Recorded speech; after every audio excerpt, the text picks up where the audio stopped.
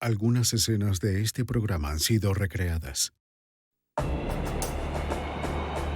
En el verano de 1985, una tranquila ciudad sureña se transformó en un lugar de horror inimaginable, cuando algunas jovencitas comenzaron a desaparecer. Un astuto asesino en serie estaba suelto y atormentaba a las familias mientras evadía su captura. Hasta que los investigadores no encontraran cómo detenerlo, él continuaría su caza de nuevas víctimas. La evidencia se acumula, no tienen sospechosos evidentes. El centro de comercio es bombardeado. Ted Kaczynski es arrestado. Fugitivo a un prófugo.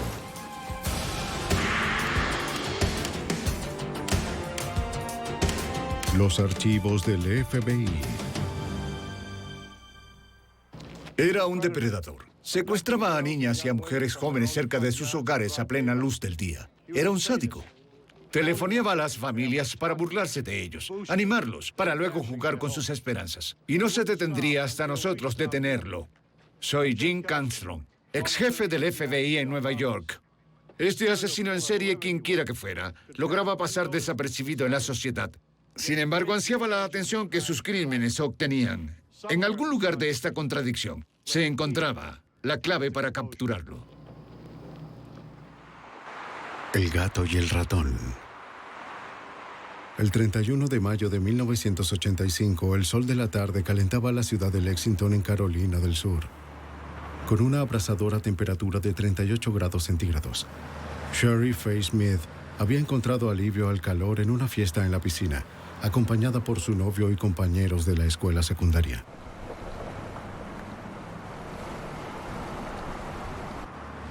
Ella disfrutaba de los días sin preocupaciones, entre sus exámenes finales y su graduación. Todo el verano y el resto de su vida esperaban por esta joven entusiasta de 17 años. Shari vivía con su familia en una comunidad rural y tranquila, un lugar seguro apartado en las afueras de la ciudad. La casa de los Smith se encontraba ubicada en una zona de bosques densos. La casa estaba a unos 200 metros de la carretera. El padre de Shari, Robert Smith, era el pastor local. Ese viernes por la tarde trabajaba en su casa, en su oficina del segundo piso. Alzó la vista de su tarea para ver a su hija llegar por el camino de entrada y detenerse para recoger el correo. A partir de ese momento, la vida en Lexington, en Carolina del Sur, cambiaría para siempre.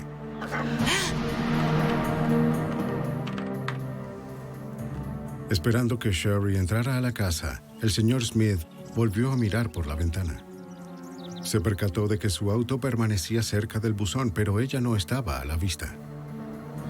Inmediatamente sintió que sucedía algo extraño. Él decidió salir a comprobar qué pasaba. Shari padecía de diabetes. Si su azúcar en la sangre estuviera fuera de balance, podría desorientarse o desmayarse.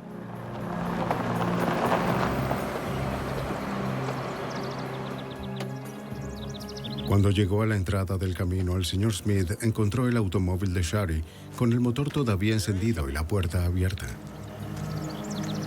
Shari. Pero su hija no estaba. No hubo respuesta a sus llamadas. ¡Shari! Comenzó a angustiarse mientras imaginaba las posibilidades. Su hija podría estar en algún lugar del bosque inconsciente o en estado de shock. ¡Shari! Gritó más alto, casi frenético por la preocupación. ¡Shari! No había señales de ella en ninguna parte. Shari había desaparecido. El señor Smith pidió ayuda inmediatamente. El asistente del alguacil del condado de Lexington respondió a la llamada. El angustiado padre explicó que Shari no era del tipo de personas que huían. No puedo imaginar qué sucedió. Empezaremos la investigación ahora. Ella era responsable, amable y muy sensata. No era el tipo de adolescente que se escapa. Salí a buscarla. Estuve por este lado y también por el otro. Pero el sheriff no dio nada por hecho. Interrogó a Smith sobre su relación con su hija. Hoy, más de una década después, el ayudante del sheriff, Lewis McCarty, recuerda vívidamente sus impresiones de la familia Smith durante su primera conversación con el padre de Sherry. Hablamos sobre las calificaciones de sus hijas, qué clase de joven era ella, y se determinó que no había conflictividad entre madre, padre e hija.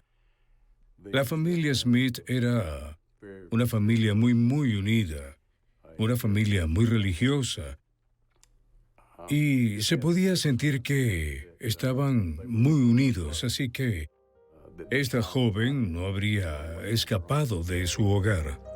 El investigador no pudo evitar la sensación de que algo malo le había sucedido a Sherry Smith. Y la misma intuición le dijo que no tenía nada que ver con su condición médica. Cada minuto que pasaba aumentaba la probabilidad de que Sherry nunca sería encontrada. Sabiendo esto, el sheriff pidió ayuda, obviando el periodo de espera de 24 horas requerido antes de clasificar oficialmente a un individuo como persona desaparecida. Mientras esperaban que llegaran los demás oficiales, el sheriff y Robert Smith volvieron sobre los pasos de Sherry, con cuidado de no destruir ninguna posible evidencia. Pero la búsqueda a simple vista no ayudó en nada. Tenían que esperar por más equipo y por los expertos.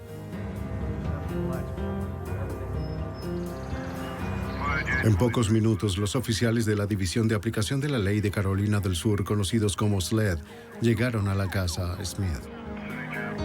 Los investigadores peinaron la escena, buscando huellas de neumáticos, pisadas o huellas dactilares, y no encontraron nada.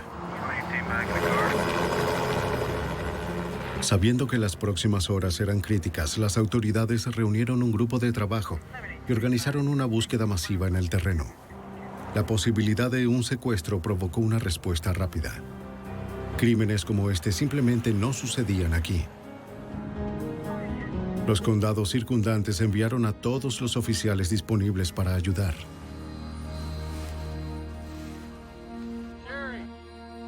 La noticia de la desaparición de Sherry se extendió rápidamente a través de la estrecha comunidad de Lexington.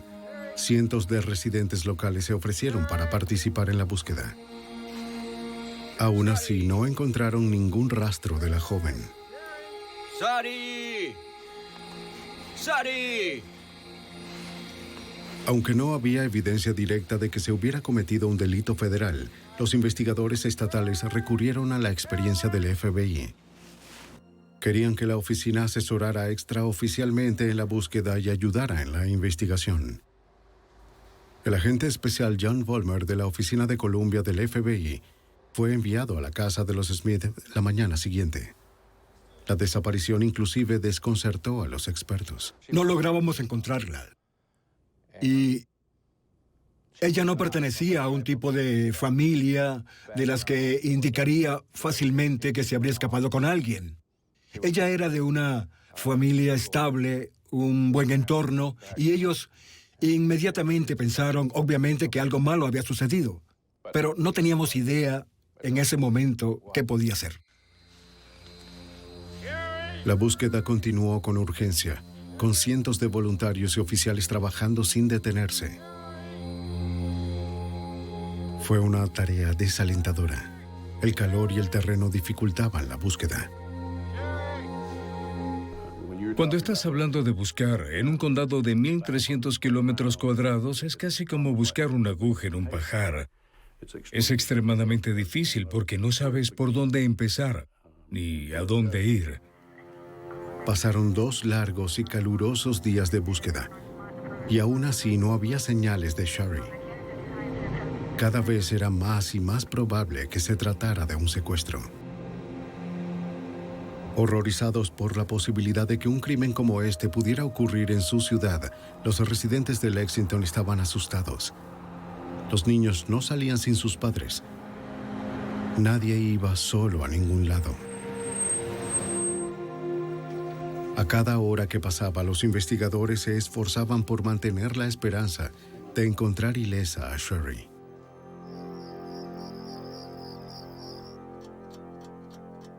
El 3 de junio, 3 días después de la desaparición de Sherry Fay, alrededor de las 2:30 de la madrugada, una llamada interrumpió el sueño inquieto de los Smith. Robert contestó el teléfono. Una voz que no reconoció preguntó por su esposa Hilda. ¿Aló? La persona que llamó afirmó ser el secuestrador de Sherry. Sí. El secuestrador se disculpó por llevarse a Sherry e insistió en que pronto la devolvería.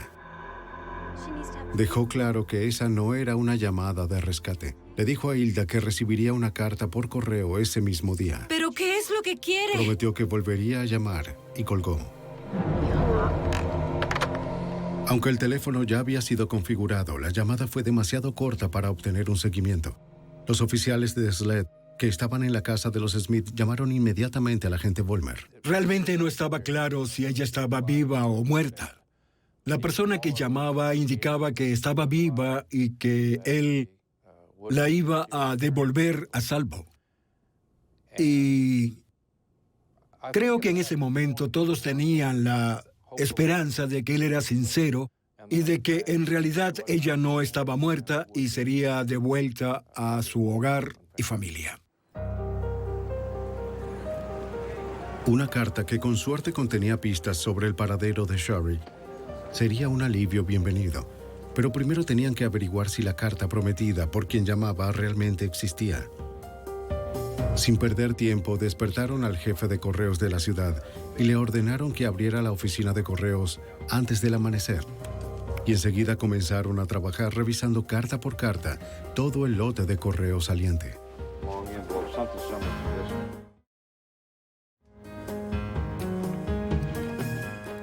Después de media hora, el jefe de correos encontró un sobre dirigido a los Smith. Con cuidado, lo metieron en una bolsa de pruebas y lo enviaron a los laboratorios forenses de SLED para su análisis. Dentro del sobre, los examinadores encontraron una carta de 2 páginas escrita en papel legal amarillo. Su emoción se convirtió en horror cuando comenzaron a leer la carta. Se titulaba Última Voluntad y Testamento. Comenzaba: Te amo, mamá, papá, Robert, Dawn y Richard, y a todos los demás, y a todos mis amigos y parientes. Mis pensamientos siempre estarán con ustedes. Ataúd cerrado. Lo siento si alguna vez los decepcioné de alguna manera. Solo quería hacerles sentir orgullosos de mí porque siempre he estado orgullosa de mi familia. La carta terminaba con: Todo mi amor siempre. Sharon, Sherry Fay Smith.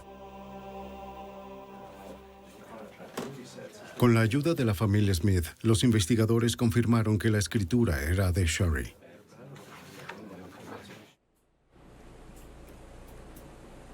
Los investigadores del laboratorio comenzaron la laboriosa tarea de analizar la carta. La búsqueda de impresiones, pelos, fibras y otras pistas tomaría semanas. Y si bien los investigadores esperaban que el documento pudiera proporcionar otras pistas valiosas, se alarmaron por el contenido de la carta. Estábamos conmocionados, estábamos preocupados por su bienestar. Había varias frases en la carta en las que se refiere. Una sería un ataúd cerrado, como... no sabemos por qué. ¿Por qué una joven escribiría ataúd cerrado? El destino de Sherry no estaba claro.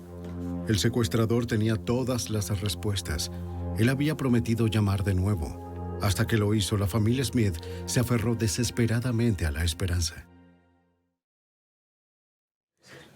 Pocos días después de la desaparición de Sherry Fay, su secuestrador había llamado para contactar a la familia. Desde entonces, los agentes y detectives añadieron una grabadora de voz, además del rastreador que ya estaba en el teléfono de los Smith. Tener registrada la voz del secuestrador en una grabación sería muy valioso. Si el sospechoso llamaba de nuevo, estarían preparados. La espera era insoportable.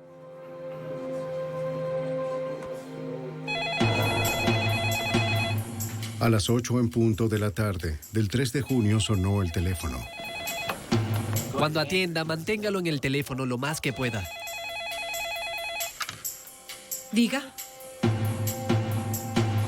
Era la voz de la noche anterior.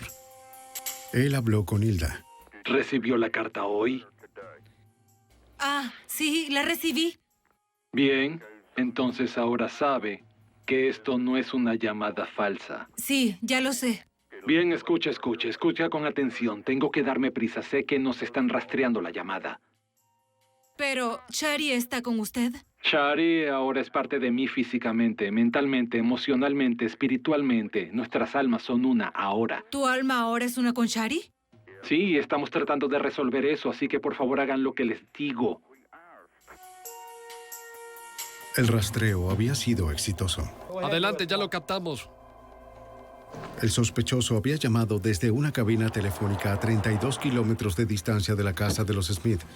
Una red de alguaciles del sheriff, apostados en el área, se apresuraron para llegar al sitio, esperando atrapar a la persona que aún llamaba por teléfono. Pero cuando llegaron, lo único que encontraron fue un teléfono colgando del gancho. Detengan a cualquiera cerca del área. Ahora mismo. Se había escapado sin dejar ningún rastro, ni siquiera huellas dactilares. La hermana mayor de Shari, Dawn, recuerda la angustiosa incertidumbre. Yo no entendía lo que estaba pasando en ese momento. No entendí que él era una persona muy enferma. Nunca había tratado con alguien así en mi vida. Pero realmente creí que él le estaba cuidando y que tenía que haber alguna razón para explicar su locura al secuestrar a Sari. En la superficie, las conversaciones telefónicas del secuestrador no revelaron nada sobre el paradero de Shari. Sin embargo, para el FBI, las llamadas telefónicas dieron una primera visión del interior de la mente de este retorcido depredador. Dependía ahora de los analistas del FBI en la Unidad de Apoyo Investigativo en Quantico, Virginia, penetrar en la mente de este criminal. John Douglas fue pionero en la elaboración de perfiles de conducta para el FBI. Él y otros analistas desarrollaron esta herramienta de investigación durante más de 25 años de entrevistas con asesinos convictos, pirómanos, violadores y terroristas. Está bien. Cuando alguien pregunta por un perfil, lo que está buscando son características que incluyen género, incluye edad, raza, a veces tipografía corporal, nivel educativo, tipo de ocupación. Para determinar estas características, el analista intenta pensar como el asesino. Él trata de descubrir sus motivaciones. El examen de cada aspecto de un crimen revela patrones de comportamiento. Lo que emerge es un perfil que describe el tipo de persona que probablemente sea el asesino. Después de analizar cada detalle del secuestro de Shari, Douglas generó un perfil de 22 puntos del sospechoso. Describió al secuestrador como un hombre blanco entre los 20 y los 30 años, con una inteligencia superior a la media. Lo más probable es que trabajara como jornalero de cuello azul, debido a que sonaba como si el asesino hubiera distorsionado electrónicamente su voz. Probablemente había trabajado en la contratación eléctrica. Él tendría antecedentes penales. Douglas también sugirió que vivía en la zona. El tono y el contenido de sus llamadas telefónicas indicaban que era un obsesivo compulsivo asocial. Si el estrés de la vida cotidiana se hacía demasiado grande, se desmoronaría.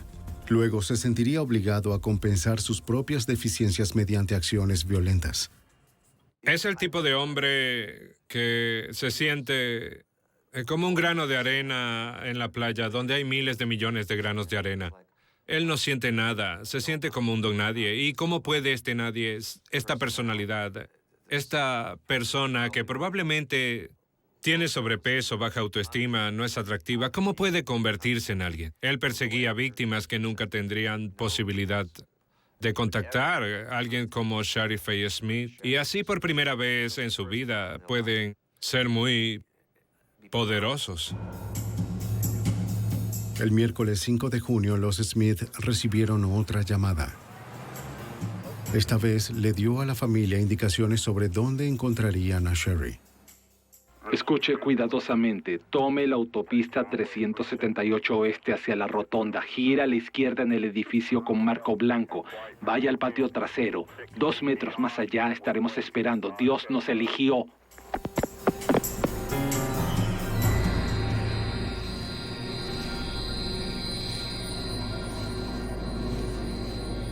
Los investigadores corrieron a la ubicación con la esperanza de encontrarla todavía con vida.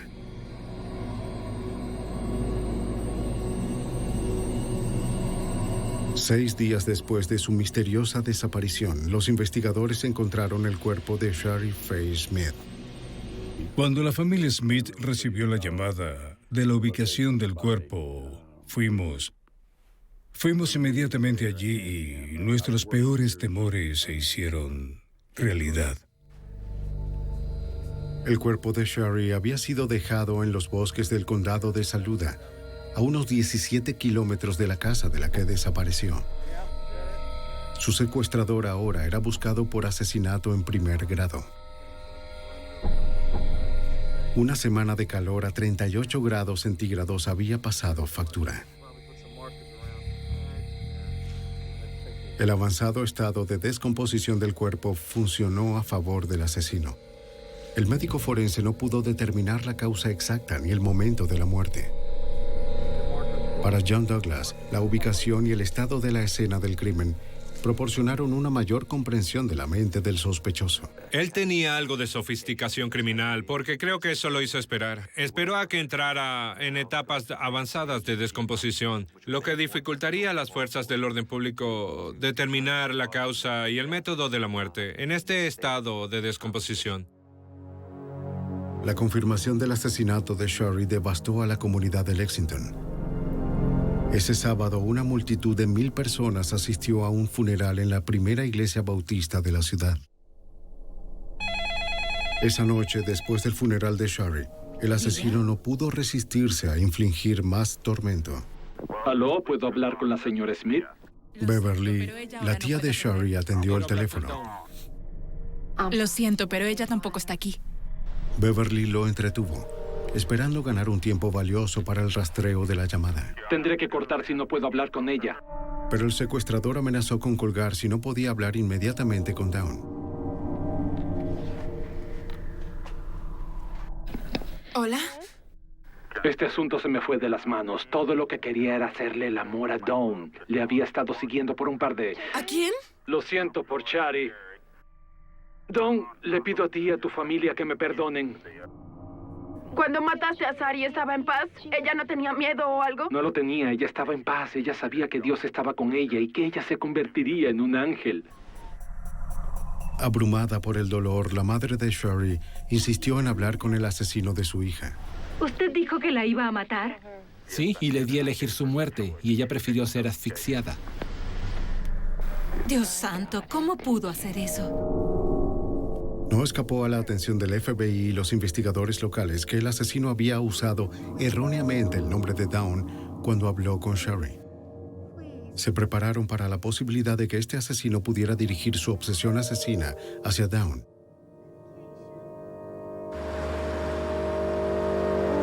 Pero el sospechoso haría solo una llamada más antes de caer en un oscuro silencio. Aunque él no estaba hablando, sabían que todavía estaba allí, aterrorizando a una comunidad. Y el perfil predijo que si mataba una vez, mataría de nuevo.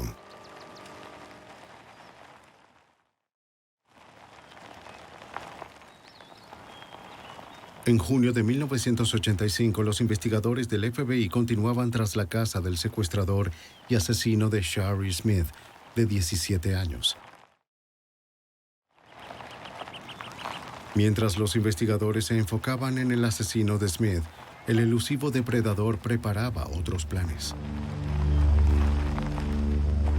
El viernes 14 de junio, 2 semanas después del secuestro de Shari, un hombre agarró a Deborah May Helmick de su patio en el condado de Richland mientras jugaba con su hermano. Ella solo tenía 9 años. Los gritos de la niña alertaron a una vecina. Pero la mujer no fue lo suficientemente rápida. El secuestrador logró escabullirse a plena luz del día.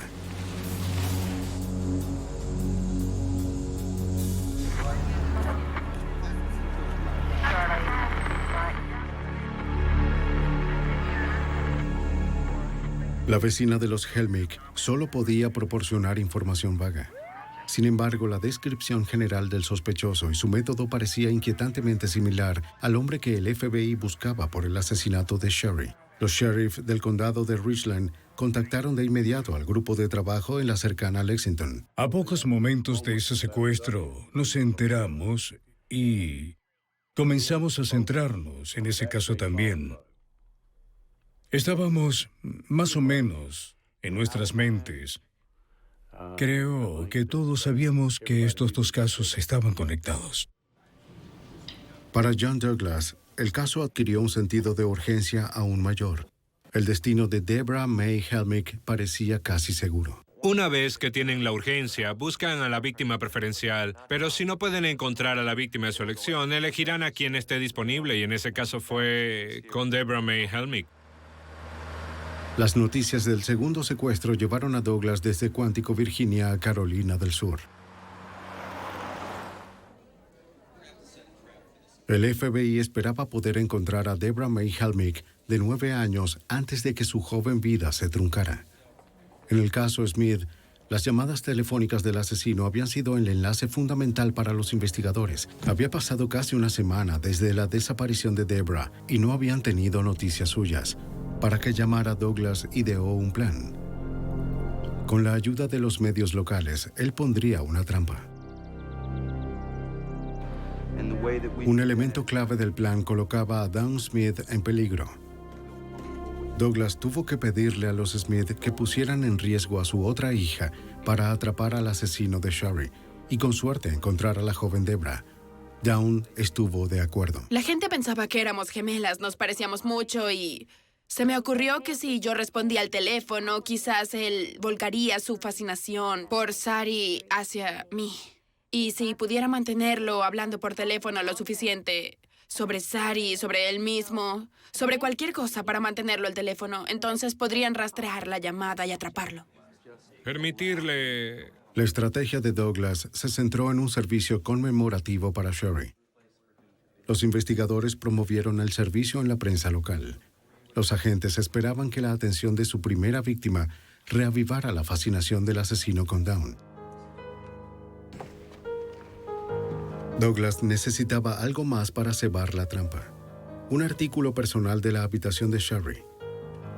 Según su experiencia, Douglas sabía que los depredadores sexuales a menudo se sentían atraídos por los artículos personales de sus víctimas. Quieren elementos que puedan conservar, incluso mostrar como trofeos. Él se fijó en el oso koala. Era la mascota de la universidad a la que ella planeaba asistir en el otoño. Vamos a usarlo. El día del servicio conmemorativo, agentes vestidos de civil invadieron los terrenos, esperando que su sospechoso visitara el cementerio. Cuando el ministro de la familia pronunció una oración, Dawn y sus padres se abrazaron. Aunque Dawn se había ofrecido voluntariamente para atraer al asesino a la trampa, el peligro que representaba pesaba en la mente de todos. No se sabía lo que el sospechoso podría hacer. La seguridad alrededor de Dawn se intensificó. Estábamos preocupados de que Dawn se convirtiera en otra víctima. Entonces, como estaba previsto, Dawn colocó algunas flores y el koala sobre la tumba de su hermana. Ahora todo lo que quedaba por hacer era esperar. Utilizando el perfil de Douglas, los agentes del FBI instruyeron a Dawn sobre cómo manejar al sospechoso cuando llamara. Me dijeron que nunca debía amenazarlo, nunca debía ser dura, debía ser comprensiva, empática y compasiva, y lo fui. Creo que eso le gustó porque él sintió que tenía el control, lo cual es algo que creo que él necesitaba. Varias llamadas llegaron al hogar de los Smith después del servicio conmemorativo. Sin saber si era el asesino de Sherry, Dawn tuvo que atenderlas todas. Poco después de la medianoche, el teléfono de la casa Smith sonó de nuevo.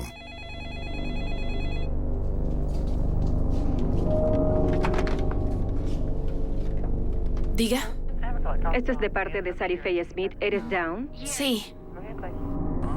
Como Douglas había esperado, el culpable mordió el anzuelo. Y como se anticipó, el asesino había enfocado su atención en Dawn. No puedes estar protegida todo el tiempo. Le dejó en claro que ella sería su próxima víctima. ¿Entiendes? Tú lo sabes. Dios quiere que te unas a Shari Faye. Es solo cuestión de tiempo. A pesar de la amenaza, Dawn lo mantuvo en la línea, soportando el abuso del hombre que asesinó a su hermana, mientras los funcionarios rastreaban el origen de la llamada. Sí, bien, escucha atentamente. Vete hacia el norte. Después, antes de colgar, el asesino le dio instrucciones. Gira a la derecha, Deborah May. Está esperando. Dios nos perdona a todos.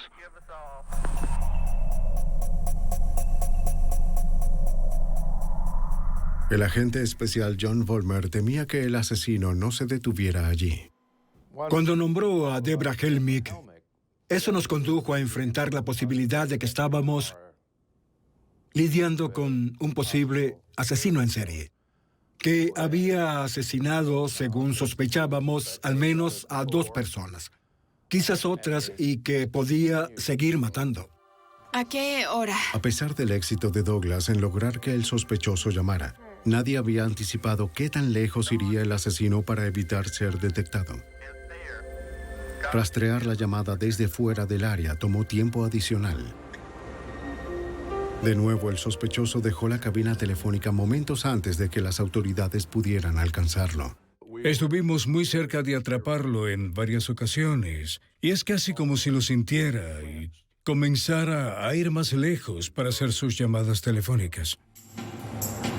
Otros investigadores siguieron las indicaciones de la persona que llamó. Allí encontraron a Deborah Helmick, de 9 años, asesinada. La apuesta había fallado. Con cada oportunidad perdida, aumentaba la probabilidad de que hubiera más víctimas. Y ahora Dawn era el objetivo más probable.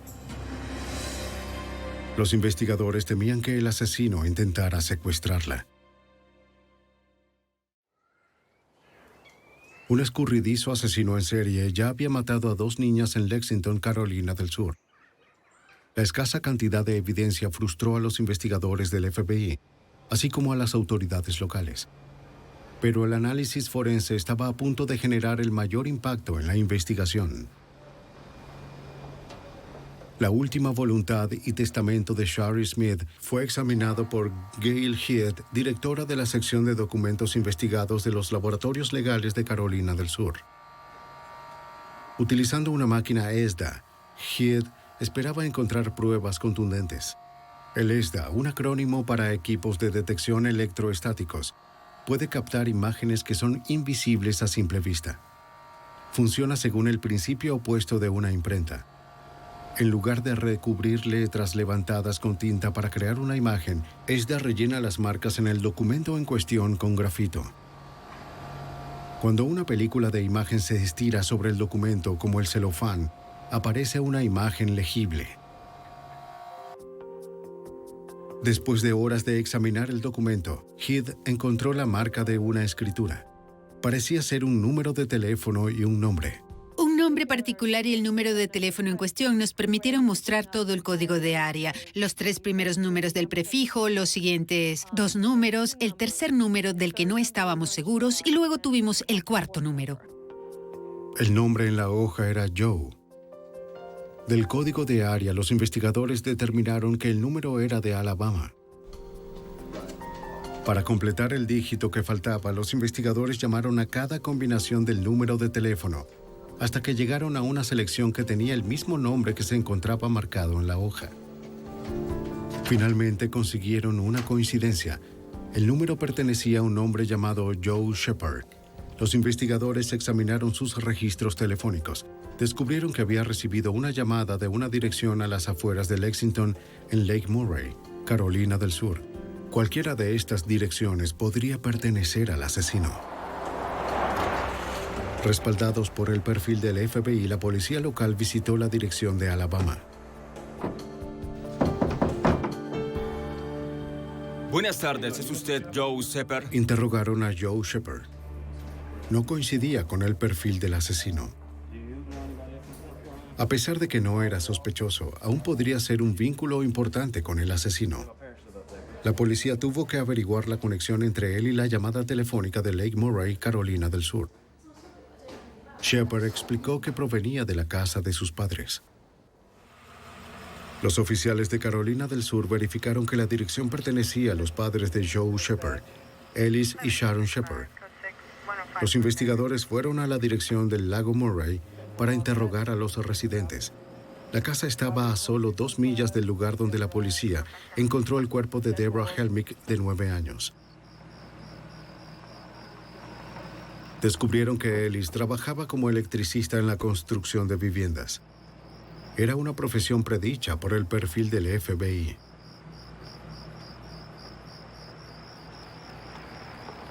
Cuando los oficiales tocaron la puerta, un automóvil se detuvo en la entrada.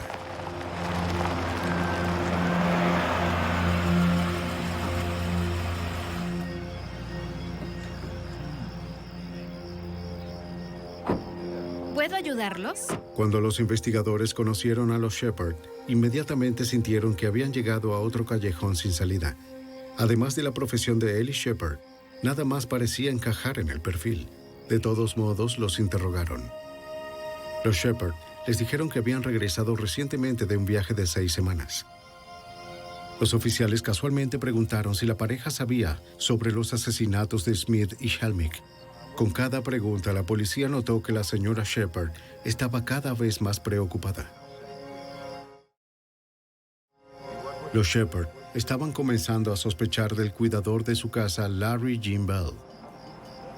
Cuando describieron a Bell, los elementos del perfil encajaron en su sitio. Era un hombre blanco de unos 30 años que vivía con sus padres. A veces ayudaba a Ellis en la construcción de viviendas. Justo días antes, cuando los Shepard regresaron de las vacaciones, Bell los recogió del aeropuerto. Habló extensamente con los Shepard sobre los casos.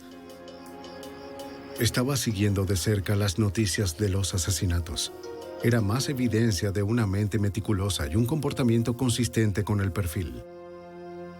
Dijeron que había guardado los artículos del periódico, que les había contado todo sobre el caso en gran detalle desde el aeropuerto hasta su residencia. Era sorprendente lo mucho que este perfil iba encajando. Los detectives preguntaron si podían ver el interior de la casa. Sospechando que el asesino había usado un arma para obligar a Sherry Smith a entrar en el automóvil, le preguntaron a Ellis Shepard si poseía un arma. Shepard los llevó a un cajón donde guardaba su revólver. Para su sorpresa, el arma había desaparecido. Sería buena idea que nos acompañaran. Los oficiales le pidieron a la pareja que los acompañara a la oficina de policía. Querían que los Shepard escucharan las grabaciones de las llamadas del asesino a la familia Smith. Los investigadores necesitaban saber si la voz en las grabaciones pertenecía a su cuidador de la casa. For a couple of months, and then they'd find out I'm sane, and then I'd get tried and get sent to electric chair, put in prison, rest of my life. I'm not going to stay in prison, rest of my life. I'm not going to. Aunque la persona que llamaba podía haber alterado electrónicamente su voz, para los Shepard estaba claro que el hombre en la cinta era el cuidador de su casa, Larry Jean Bell. Todos estábamos animados, no podíamos mostrar ninguna emoción, pero en ese momento supimos que habíamos resuelto el caso, teníamos a nuestro hombre. Los Shepard le dijeron a la policía que esperaban que Bell llegara a su casa a las 7:30 de la mañana siguiente para ir a trabajar.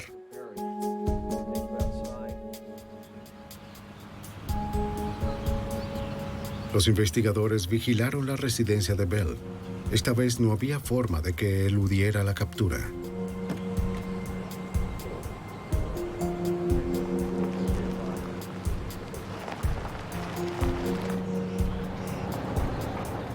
Larry Jean Bell se dirigió por la carretera hacia la casa de los Shepard.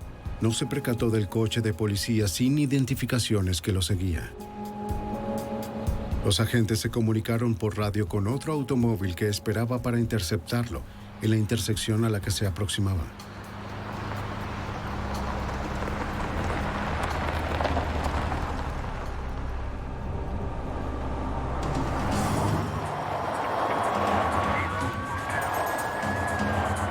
El 26 de junio de 1985 a las 7:19 de la mañana, los investigadores finalmente atraparon al escurridizo Larry Jim Bell.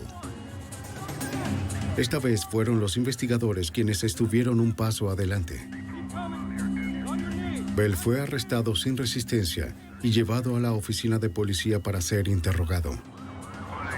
Con Bell ahora bajo custodia, los investigadores aún necesitaban cerrar bien el caso para asegurarse de que nunca más pudiera estar libre para matar de nuevo. Combinando contundentes pruebas forenses con el perfil del FBI, la policía de Carolina del Sur arrestó a Larry Jim Bell por sospechas de secuestro y asesinato. Pero ahora tenían que demostrar sin lugar a dudas que él era el asesino de Shari Smith y Deborah May Helmick. Quedó en manos del abogado del condado de Lexington, Donald Myers, presentar el caso. Como fiscal de carrera, Myers estaba decidido a condenar al asesino que se había burlado tan horriblemente de la familia de su víctima. No me gusta Larry Jim Bell, incluso antes de conocerlo. Y sabía que probablemente este sería el caso más publicitado que tendríamos. El más publicitado en Carolina del Sur hasta ese momento. Y me comprometí a ir tras él con todo lo que tenía. Aunque había evidencia poderosa contra Bell, esta era solo circunstancial. Aún así, en el estado de Carolina del Sur, una confesión podría garantizar la sentencia máxima. Myers quería asegurarse de que Bell nunca pudiera quitar otra vida. Él quería una confesión. Nuevamente llamaron al FBI por ayuda. Ellos recomendaron preparar un interrogatorio que provocase una declaración autoinculpatoria. Por ejemplo, un mapa que muestra dónde se hicieron las llamadas, algunas fotos de la víctima, para que mientras mire alrededor de la habitación, recuerde a la víctima. Podemos colocar tarjetas de huellas dactilares sobre la mesa, poner cuadernos o archivos que tengan su nombre en ellos, todo para hacerle pensar que obviamente lo tenemos cercado, que tenemos pruebas contra él. Él podría creer que lo tenemos y rendirse. Mientras los oficiales se preparaban para interrogar a Bell, otros detectives obtuvieron una orden de allanamiento de la casa de los Shepard. Durante las siguientes 12 horas, el equipo forense peinó cada centímetro cuadrado de la casa en busca de cualquier cosa que conectara firmemente a Bell con los crímenes.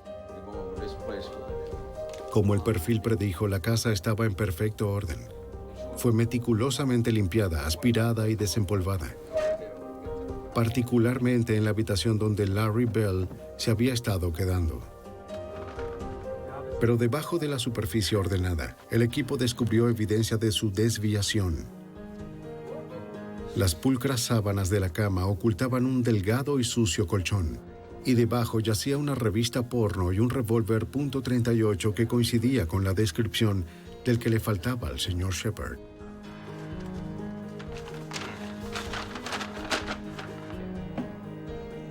A pesar de las alfombras recién aspiradas, un investigador recuperó un cabello rubio en el espacio al que no llegaría una aspiradora.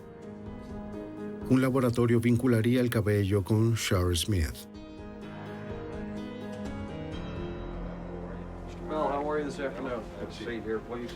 Mientras los investigadores continuaron la búsqueda de pruebas en la casa de los Shepard, los detectives en el interrogatorio llevaron a cabo la estrategia del FBI. Primero se aseguraron de que Bell estuviera cómodo. Según lo aconsejado por Douglas, hablaron con el sospechoso sin amenazas. Fingieron simpatizar con él, comprender su dolor para que él se confiara. Fueron llevando a su sospechoso a través de la creciente cantidad de pruebas que le condenaban. En cada oportunidad, le recordaban a las víctimas. Bell lo negó todo. Sin embargo, hizo una petición curiosa. Quería conocer a Dawn y a Hilda Smith. Esperando que la madre y la hermana de su primera víctima pudieran conseguir una confesión, los Smith estuvieron de acuerdo. Hilda y Dawn intentaron prepararse mentalmente. Finalmente, entraron a la habitación y se encontraron cara a cara con el asesino de Sherry.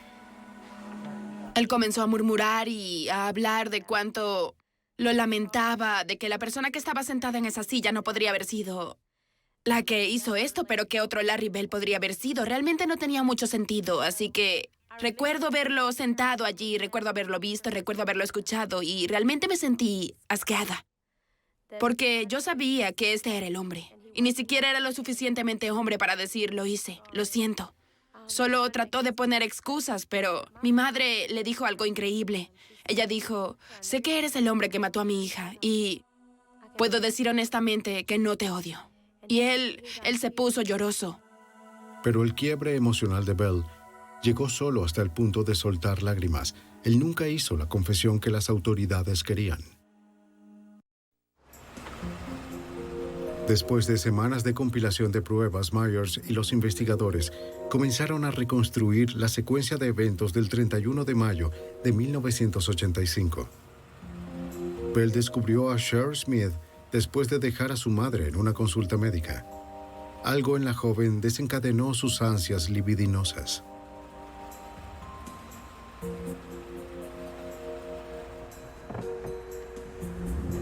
Cuando salió del estacionamiento, Bell la siguió. Su deseo destruyó el poco control que poseía. Él nunca la perdió de vista. Sherry no se percató de que un auto la seguía por la carretera. Se detuvo en el camino de entrada y caminó hasta el buzón.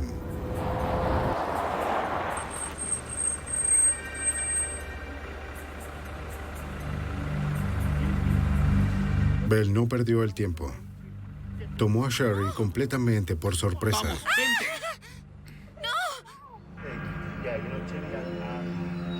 Llevó a Sherry a la casa de los Shepard, en el lago Murray. Después, Bell canceló una cena con los amigos. Les dijo que quería quedarse en la casa de los Shepard y ver un partido de béisbol. Ya había atado a Sherry a la cama.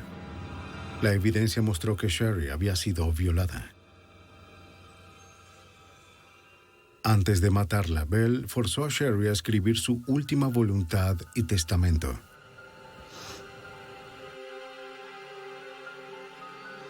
Doce horas después de su desaparición, él le cubrió la boca con cinta adhesiva y la sofocó.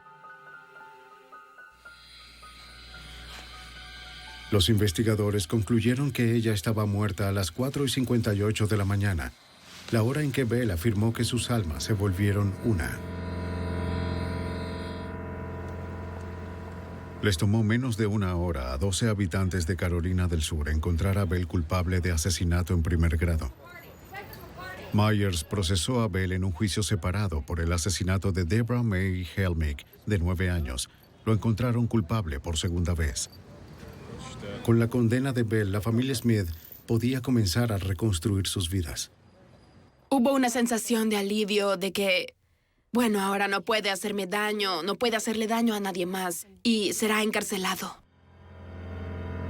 Larry Jim Bell pagó la pena máxima por sus crímenes sádicos. El 4 de octubre de 1996 fue ejecutado en la silla eléctrica de Carolina del Sur. Aunque la pérdida de Sherry Smith y Deborah May Helmick siempre se lamentará, la vida en Lexington regresó lentamente a la normalidad. Con habilidad y determinación, la División de Aplicación de la Ley SLED de Carolina del Sur y el FBI le pusieron fin a la aflicción de un pueblo al acabar con el juego mortal del gato y el ratón.